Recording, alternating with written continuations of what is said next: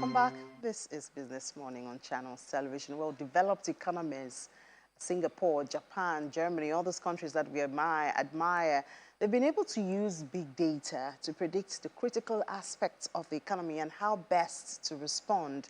This, in turn, has guided their policy direction. And just to highlight what are some examples of big data, what they are: transaction processing systems, customer databases to understand customer trend and demands, documents, emails, medical reports, internet clickstream, logs, mobile apps, and a whole lot of things. Well, these developed countries have used this information to understand the trend of development, formulate policies, and even project growth trends. So when we hear the IMF, the World Bank predicts growth, mostly they use this data. In Nigeria, are we in the big data era yet? Especially because it's believed that for any impact-focused government, the integration of the big data is a must. Well, we'll have joining us to clear the air on this, Emmanuel Onosomi. He's the lead partner, Cardinal Professional Services, is in the studio. Hi, Emmanuel. Good morning. Thank you, Ini, for having me this morning. Thank you. So in our last conversation, we were talking about the issue of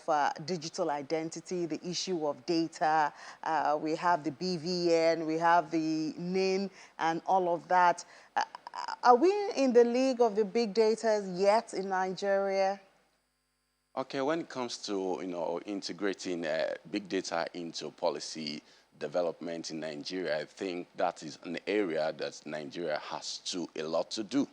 I think the first thing I would like to say is that public governance is about resource mobilization and equitable distribution of that resource for social impact, and sustainability. In Nigeria today, I was listening to one of the spokespersons of the current government speaking about the laudable projects that they have done in this government. But if you hear the vibes of the citizens, it appears nothing has happened. So that speaks to the fact that, although you may be going on out doing things, what makes for impact is the fact that you have insights to what are the most critical things to be done for impact, both in the immediate, in the medium term, and in the long term. So big data is one of the areas that, as an economy, we need to, redefine our focus on so that we can critically impact our citizenry. Who should be going after this big data? Who should make it available? So businesses all over the world, even businesses in Nigeria, have identified the value that are resident in data. You typically check your phone because you have said something on Google. You open the Jumia app, you see an ad coming to you because you searched that thing. So what they've been able to use your behavior on your phone, when you all go those to cookies that all those you cookies, agree to. Those are the components of big data, tracking customers' behavior, tracking citizens' behavior for the purpose of pushing products that you may want or you may like to use so that you can then make informed decisions. So businesses have been using this to actually impact their results. So government need to also look at that direction for the purpose of impacting the people. We see a lot of manifestos going out here, from one party to other. So the big question is, what are the things driving these manifestos? Are we looking at critical impact? Did you have insight from data that says that these are the critical aspects of the economy that we should be looking at? Or you are just all about bringing up a very, big document that speaks to nothing and speaks to impact for the people? And that's the way we need to begin to look at setting economic policy going on. Yeah, that kind of brings to my mind some of these big corporates, all these products that have done very well on the international scene. They actually do have departments that focus on just gathering customers' data, their trend, their demands, the behavior. Their behavior. Yep. And that is what informs their next products or the next feature they add to their products. But I don't think as a country, as you noted, I don't think I've seen that in any of our politicians' manifestos. I don't, like just studying the age group.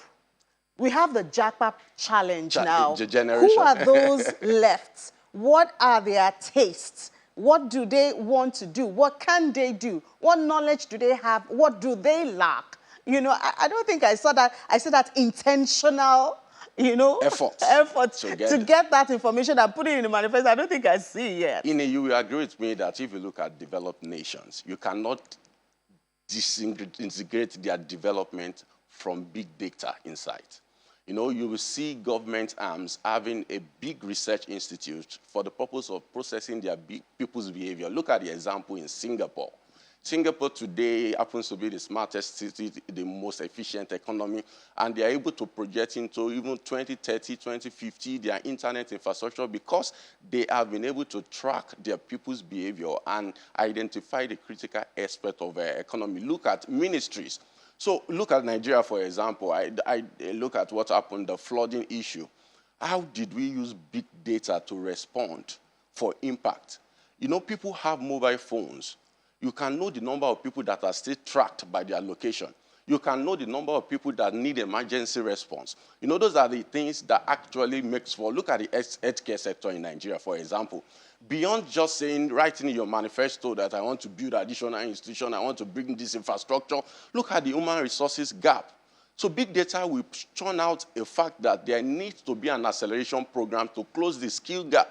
You know, when you go to the hospital today, you're also afraid for yourself, am I speaking to the right person? You know, those are the things that big data will churn out for you real time and then say, in developing my manifesto, even when you get into government, implementing your manifesto, you have to put in place infrastructure that begins to track the data of what you are implementing for impact. Because if you look at it, okay, I have an objective to achieve this. If I don't track it, am I really achieving it? So Nigerian Bureau of Statistics has been tracking some data, and let's give them, you know, a good credit. In fact, as of today, that is one of the most reliable, you know, institutes of government that you can rely on their output.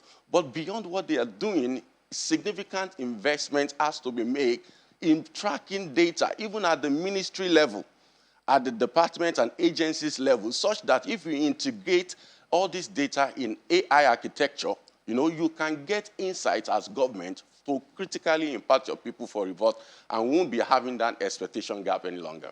All right, Emmanuel Onosobi. Well, we're expecting there to be census early next year. Maybe that's one data that we can work with. We do hope that it is free of all those political sentiment. Most of the time, when we do census or we have data coming up from government or anything, there's also that political sentiment, oh, it's skewed to favor this and favor that, you know. And and beyond just doing census, if I can just finally say this, you know, beyond just doing census traditionally, you know, you have to do census, you know, future forward thinking, going forward. Before we track age, we track demography, there are additional information that we need to track now as government if we want to develop policy that will truly impact our people. All right. I would have loved to ask you that, but we're really out of time. Lead partner, Cardinal Professional Services, thank you so much for your time. Thank you very much, Big data Ine, is the future, so obviously we still have a whole lot more conversations to have. Thank you very much, Ine, for all right. That was big data. And now, next we'll be talking about opportunities. You want to make money? Well, you might have that opportunity. After this break, do join us again. This is Business Morning on Channels Television.